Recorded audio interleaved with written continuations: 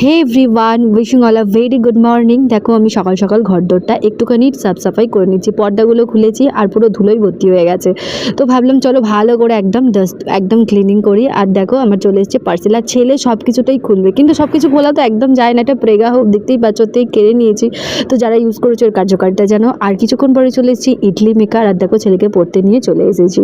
তো দেখতেই পাচ্ছ আবার কিছুক্ষণ পরে চলে এসেছি আরও একটা পার্সেল। তো এটা কি, এটা হচ্ছে, এটাও আমার মামার্থের। ভাবলাম মৌচাক এসছে নাকি, খুলতেই থাকছে। তারপর হাতে চলে এসছে মামার্থের শ্যাম্পু, অনিয়ন হেয়ার অয়েল, আর একটা ছিল কন্ডিশনার। আর নিজের গাছের পুদিনা পাতা তুলে খাবো হচ্ছে একটু মন ঠান্ডা করার আর কি ড্রিঙ্কস। আর দেখতে পাচ্ছ ওখানে একটাও চুল উঠেছে, ওটাই তোমাদের সঙ্গে শেয়ার করলাম। আর পুদিনা পাতা খাবো, আদা আর পুদিনা পাতা খুব ভালোভাবে একটুখানি পেস্ট করে নিচ্ছি। তারপরে দেখো জলজিরা আর লেবু নুন সব দিয়ে দিয়েছি, আর চিনিটা এখানে স্কিপ করেছি, তোমরা চাইলে বরফ দিতে পারো, একদম দারুণ।